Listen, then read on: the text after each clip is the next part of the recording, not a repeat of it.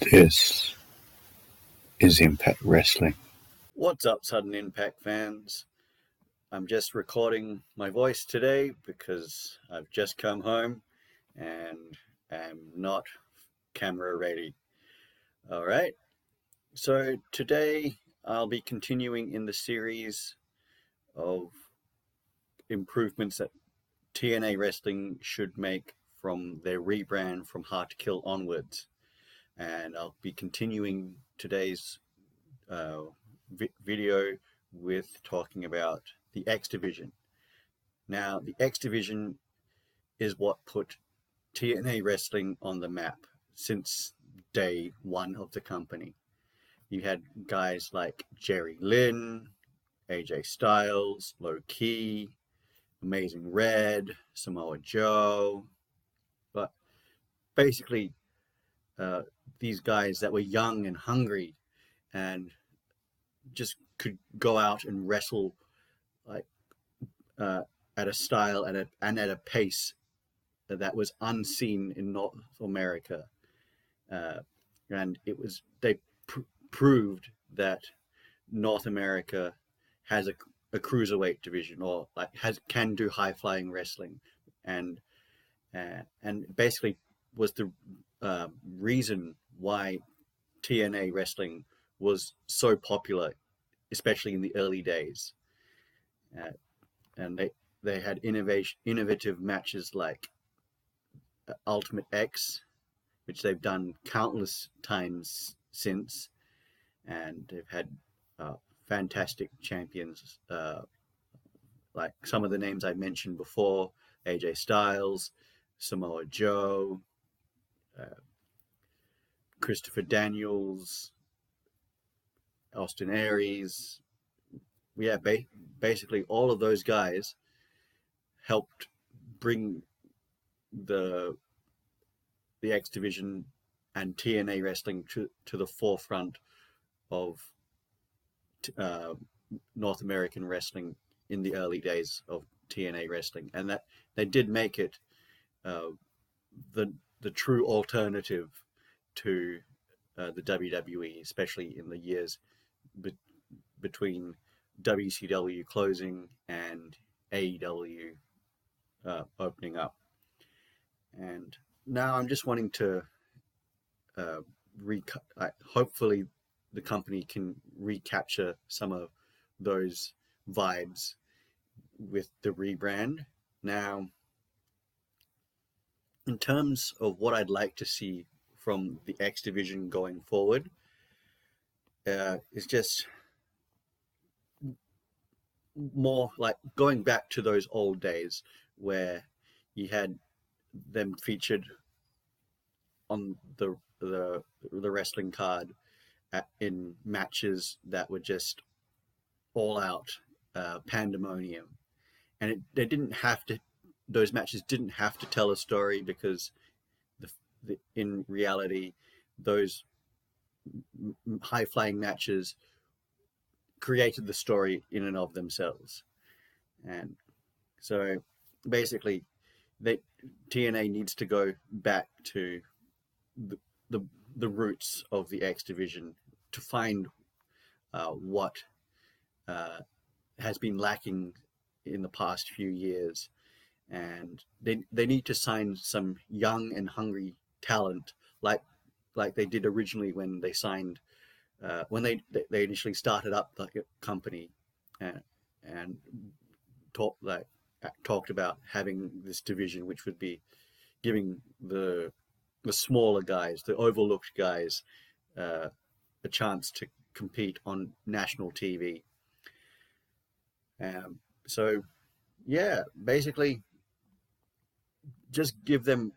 wrestlers a free license to do whatever they want in the match, basically, whether that's high intensity or high flying spots, whether it's diving off the top of like an Ultimate X structure, or diving off the top of the Titantron, or basically whatever the X Division match is involved, whoever is involved in the X Division match, or whichever X Division match they're featuring, or whatever the match type is, just make sure that the wrestlers are given the brief beforehand that yes, you're on the card to make sure that this company is talked about, and make that basically they can try and sign some wrestlers who can fit the bill. Now I know that they've got the Rascals like Trey and Wentz, and recent addition to the Rascals, Myron Reed, as part it, and those three guys are three really three guys that they can build the division around, and they can also feature the older guys like Alex Shelley and Chris Sabin of the Motor City Machine Guns, who are guys that were around in those original days of the X Division and the height of the X Division's popularity, and so they know what to do in terms of taking it to that next level. And then I really like the idea of the option C cash in, but the wrestlers, the X Division champion, whoever that may be at the time, should only do that after they've faced like most of the division, and so they've built up the prestige of the title and themselves, and they've made a decision to go, hey, I've gone through most of the challenges in this X Division. Now I'm wanting to cash in to challenge for the world title. Now, in the past couple of years, that hasn't been done as well, because usually when the X Division Championship has been cashed in as option C, initially the wrestler who cashes it in challenges for the World Heavyweight Championship, and they've had a mixed success, whether or not that is to do with the wrestler or the company not wanting to position that the X Division champion who's cashed in as a main eventer, or they don't see that wrestler as a main eventer. Basically, it should, that person who uses the X Division Championship as a cash-in option to face the World Heavyweight Champion should be automatically thrust into the main event scene afterward. So initially with Austin Aries, who was the first person to actually exercise option C, he cashed it in and used that to use his match for the World Championship to defeat Bobby Roode. And the reaction to him defeating Bobby Roode was just enormous. And then he defended it for a little bit, and then the next time that option C was used was with Chris Sabin, who used it on Bully Ray, who was in Aces and Eight at the time, and he also won that match and became the World Heavyweight Champion. It's just that he didn't hold the belt for very long, because Bully Ray took it off him in the next pay-per-view. But hey, I guess they weren't ready or Chris Sabin, they didn't feel that he was ready to be main eventing against or main event caliber wrestler at that stage. He is now, but yeah, I don't think he was, for whatever reason, given a good shot at the holding the championship. And then it was used sparingly over the years, option C. And then Josh Alexander did what I wanted to see from the X Division champion. So he basically took on all challenges for the X Division championship, and then once he had defeated all of them, he said he challenged for the World Heavyweight Championship using option C, and he won the championship. And the fact that he had such a long title reign with the X Division championship meant that he got the reaction from the fans and the audience and the viewers that was expected of a main event person. And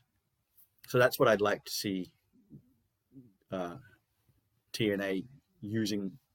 the option C after the rebrand. They are starting to do it now. So Chris Sabin has held on to the championship since held it for a little while,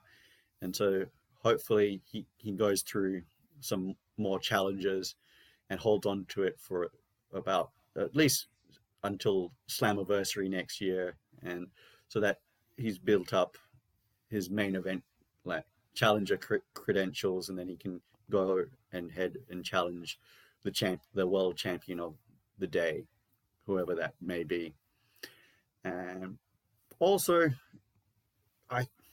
now this may be controversial, but I think that TNA should allow women to challenge for the X Division championship, because I mean, some of the women have nothing to do, and they're in nothing matches on a weekly basis, and their matches basically add nothing to their careers, basically. And there's only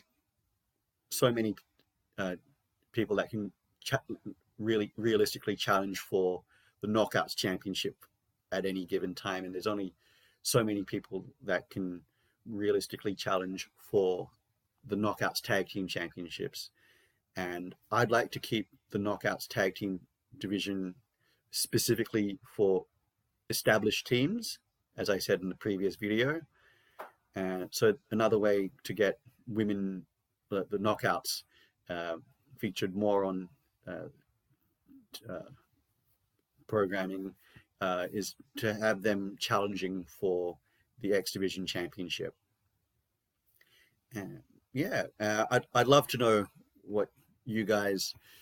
think about that idea, and some of the other ideas that you have for TNA going forward with the rebrand, and what are your ideas for the X Division with that as well. All right, guys, thanks so much for listening. Please remember to like, share, and subscribe to Sudden Impact. Please remember to write your comments down below if you have any, and please ring the bell for notifications on new and upcoming content. And until next time, guys.